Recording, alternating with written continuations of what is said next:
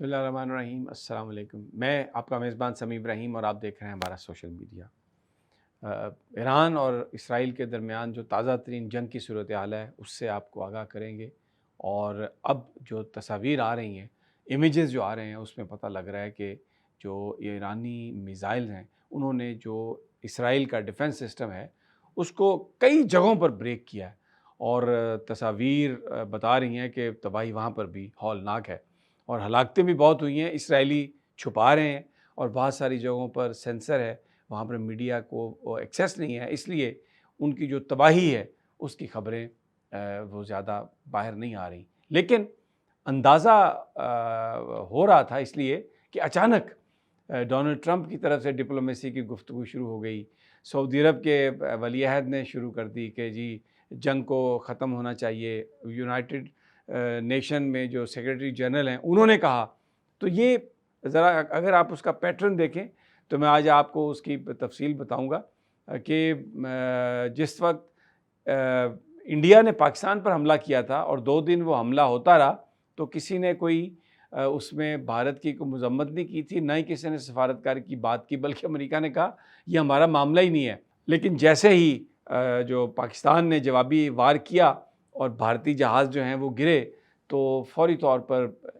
Trump بھی آ گئے، امریکی وائس پریزیڈنٹ بھی آ گئے، کیونکہ بھارت کو بچانا تھا۔ بالکل اسی طرح جس وقت ایران پر حملہ ہو رہا تھا، 2-3 دن ہوتا رہا، تو بالکل کسی نے کوئی مذمت نہیں کی۔ جیسے ایرانی میزائل آئے اور اسرائیل میں ٹکرائے اور وہاں پر تباہی ہوئی تو فوری طور پر جو ہیں پرنس ہمارے جو یہ ولی عہد ہیں سعودی عرب کے، ڈونلڈ ٹرمپ جو ہیں، پوٹن ہیں، قطر کے امیر ہیں، وہ سارے ڈپلومیسی جنگ نہیں ہونی چاہیے، اقوام متحدہ کے سیکرٹری جنرل جنگ نہیں ہونی چاہیے۔ تو یہ اس سے لگتا ہے کہ وہ جو چیخوں سے اندازہ ہوتا ہے کہ تکلیف کتنی شدید پہنچی ہے۔ ایک تو یہ پوری آپ کو اپڈیٹ میں نے دینی ہے، دوسرا پشاور میں بڑا جلسہ کیا پی ٹی آئی نے، بہت بڑا جلسہ کیا، اور علی امین گنڈا پور نے اس جلسے میں یہ اعلان کیا کہ 22 جون کو پاکستان میں ہر تحصیل ہیڈ کوارٹر میں، شہر میں احتجاجی مظاہرے ہوں گے، اور اب انہوں نے کہا ہے کہ وہ عمران خان کو چھڑوانے کے لیے جو احتجاج کریں گے اس کی جو منزل ہوگی وہ اڈیالہ جیل ہوگی، یہ انہوں نے اعلان کیا ہے۔ علی امین گنڈا پور نے ایک بڑا یہ جلسہ کیا پشاور میں۔ انہوں نے ایف بی آر کی طرف سے بڑے عجیب و غریب قسم کے آئے ہیں جو اعداد و شمار ہیں، جس میں بتایا جاتا ہے کہ جو امیر طبقہ ہے، آپ یہ دیکھیں ذرا، غربت کیوں نہ ہو، غریب کی زندگی تنگ کیوں نہ ہو، امیر طبقہ تقریباً 1250 ارب روپے کا ٹیکس نہیں دیتا، تقریباً 1250 ارب، آپ اس سے اندازہ لگا لیں۔ اور وہ کہاں سے لیتا ہے ٹیکس؟ وہ جو بیچارے آپ اور ہم جو سیلریڈ کلاس ہیں نا، تنخواہیں لینے والے، میں تو خیر وہ بھی نہیں ہوں آج کل، لیکن جو یہ تنخواہیں لینے والے ہیں نا ان کا ٹیکس کٹتا ہے۔ 60 لاکھ ہمارے ٹوٹل ٹیکس دہندگان ہیں جن کی تعداد، لیکن اس میں بہت بڑی تعداد جو ہے وہ یہ بیچارے جو کام کرتے ہیں سرکاری ملازمین، وہ ٹیکس دیتے ہیں، اور ٹوٹل جو امیر طبقہ ہے ان کے ذمہ ٹیکس 1700 ارب ہے، لیکن وہ 499 ارب کے لگ بھگ دیتے ہیں، اور یہ میں نے آپ کو جو فگر بتایا 1200 ارب روپیہ وہ ٹیکس نہیں دیتے۔ پاکستان میں آپ اس سے اندازہ لگائیں کہ جو نوجوان ہیں ان کی تعداد 11 کروڑ سے زیادہ ہے، لیکن ان کے پاس جاب نہیں ہے، ان کے پاس کوئی مستقبل ان کو نظر نہیں آتا، اور بہت پڑھی لکھی جو خواتین ہیں ان کو بھی جاب نہیں ملتی۔ تو کیا کانفیڈنس ہوگا اس ملک میں نوجوانوں کا، ان کو کیا مستقبل نظر آ رہا ہوگا؟ اسی لیے آپ جائیں کہیں پر بھی جو باہر کے ویزے لگانے کا کاروبار کرتے ہیں یا جو غیر قانونی طور پر لوگوں کو باہر بھیجتے ہیں، تو آپ کو وہاں پر گروہ جتھوں کے جتھے نوجوانوں کے، ان کے بزرگوں کے ملیں گے جو پیسے ہاتھ میں لیے پھر رہے کہ ہمارے بچوں کو باہر بھیج دیا جائے۔ یہ وطن عزیز کی صورتحال ہے۔ لیکن آ جاتے ہیں اب ایران اسرائیل جنگ پر۔ کس قدر عیاری سے اور کس قدر دھوکہ بازی سے انہوں نے ایران کو ٹریپ کرنے کی کوشش کی ہے، اس سے آپ اندازہ لگائیں کہ یہ تاثر دینے کے لیے کہ ایران ابھی حملہ نہیں کر رہا، اسرائیل کے وزیر اعظم نے اپنے بیٹے کی شادی اناؤنس کر دی اتوار کی، ہفتے کی،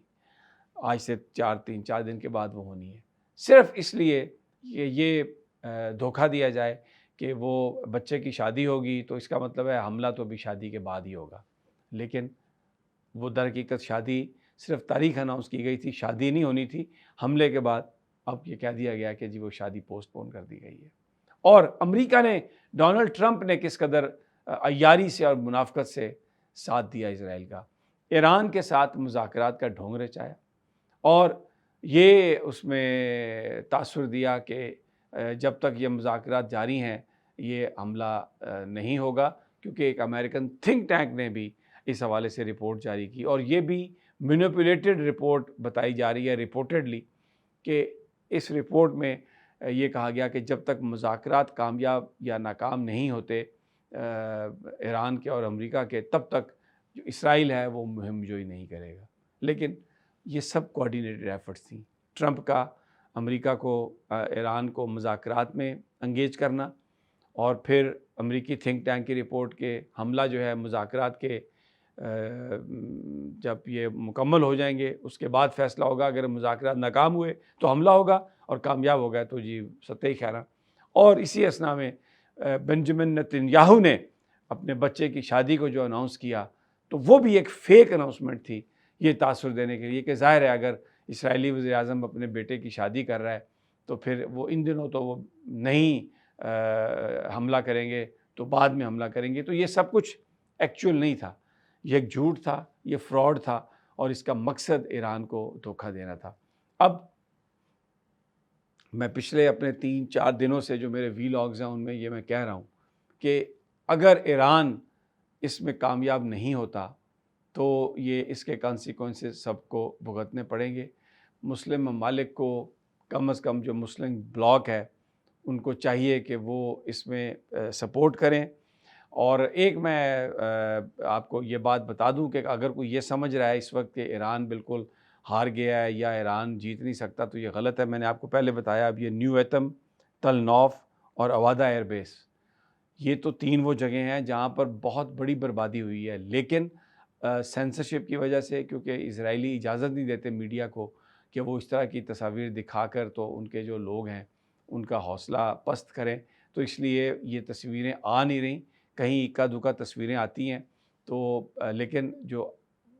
تفصیلات جاننے والے لوگ ہیں وہ یہ بتا رہے ہیں کہ تباہی بہت ہوئی ہے۔ اور یہ جو کچھ پاکستان میں لوگ ٹویٹ کر رہے ہیں کہ جی کیا ایران نے فائدہ کیا، یا جی ایران تو انڈیا کے ساتھ تھا اور یہ وہ،